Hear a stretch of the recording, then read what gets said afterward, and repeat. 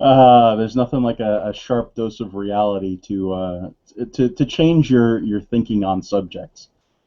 That would be nice. It would absolutely be a good thing to deal with reality. And actually, since we're talking about reality and stuff, I don't know.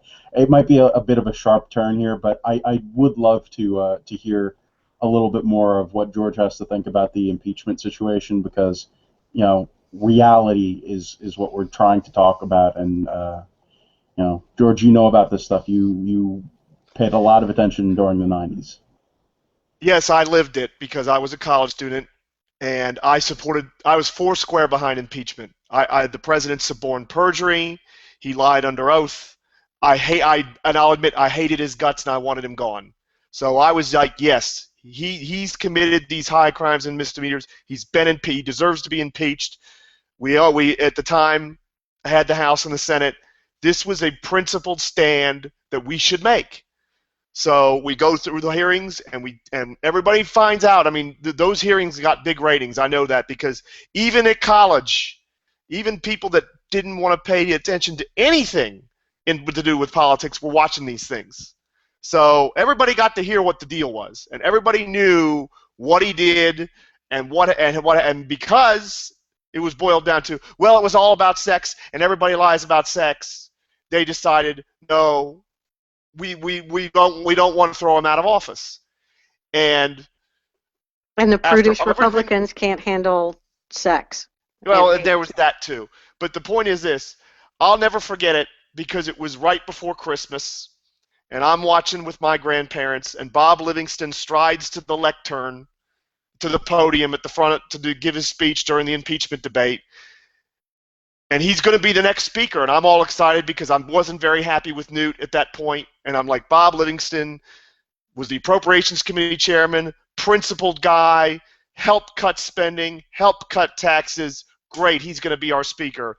And he's giving his point about why the president should be impeached, and the Democrats start yelling across the chamber like this is England or something where you can yell at people and say, you resign, and then he went and did it like 5 seconds later and said, because of what I did, because his past had been dug up and he'd had an affair with somebody or other.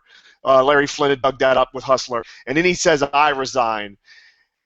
And I kind of sat there and we're all shocked. My grandmother and my grandfather and I were all kind of frozen for a moment, and I said, no, that was not what's supposed to happen here. You're not supposed to quit.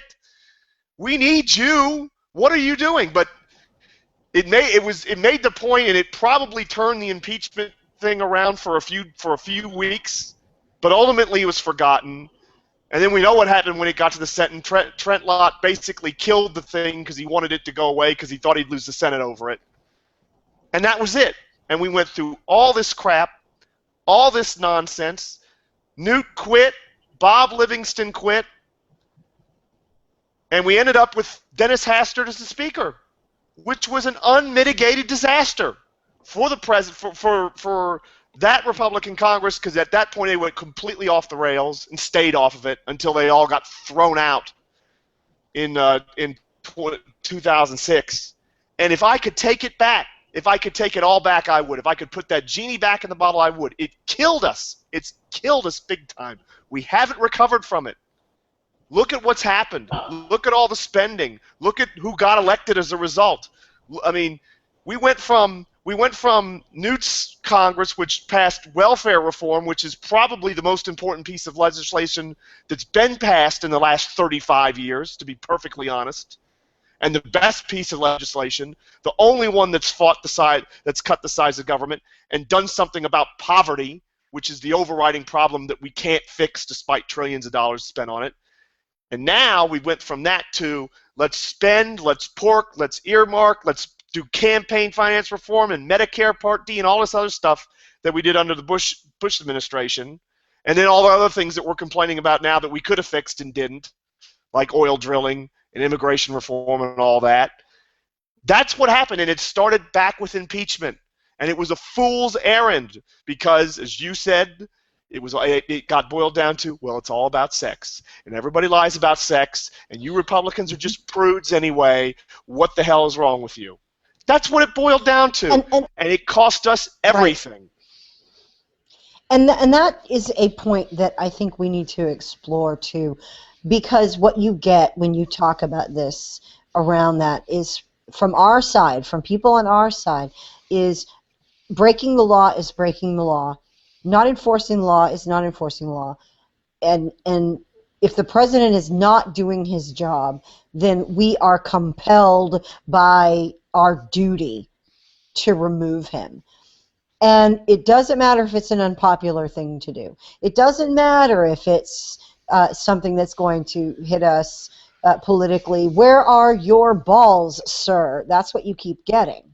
And I think it's from people just not politically aware. They are. It goes back to my whole self-indulgent argument that so many people just want to say what they want to say, and they think the words have power and meaning, and they will go out and accomplish things. And unfortunately, the world does not work that way. And I will raise my hand on that, because until I started meeting some of you people, I was the same way. I just wanted to smash the living hell out of the opposition, damn the consequences, and let's go on.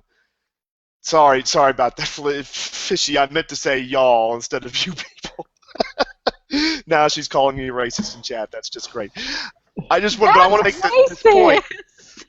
I want to make this point, and I had a long debate with somebody about this very thing on Facebook, somebody who I respect as a conservative, who's living in what would be conservative hell, which is New York. God help him. It's a fool's errand. Let's pass it in the House. Yes, we got the votes. We can vote to charge him, to impeach him. It wouldn't even get to the floor of the Senate to have the trial. We wouldn't come close to conviction. At least in the 90s, there were probably 10 or 11 Democrats that if we really fought for it, might have voted yes, and we might have gotten close. There might be 2 now, and that's being generous. 2 is probably the high number. There's probably 2 Republicans that would vote against it. Yeah, and there would be Republicans that probably vote against it.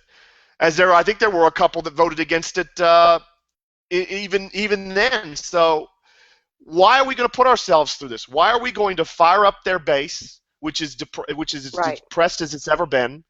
Why are we going to make him look like a martyr, which is not going to help us? Although you could argue that he's already trying to make that play in the media, and I don't think it's worked to this point, but I think something like this too, and also too, why are we going to take the election out of the issues that are winning issues for us, which is that Obamacare is a mess, the foreign policy is a complete disaster, and he's incapable of running a government.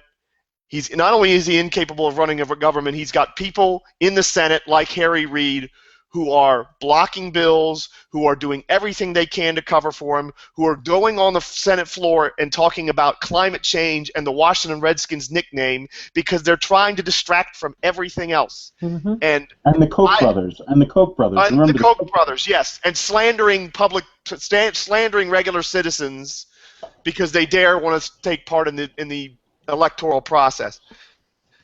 We have to get this guy out of power, Harry Reid. We have to knock him out of that majority leader seat. And the biggest reason is that without the ability to spread pork that power gives him as the majority leader, Nevada will probably kick him out in 2016. Oh, that would be a beautiful thing. And it can happen because you've got Brian Sandoval, who I think is going to win re-election and is probably going to run against him. If Harry Reid's not the majority leader and he can't deliver the kind of pork that he's been delivering, they'll vote his tail out. I'm convinced of that, and we can get that seat in 2016. So that's the biggest thing is if you knock him out of that spot as a majority leader, you can knock him out of the Senate 2 years later, and that senile old so-and-so can be gone forever.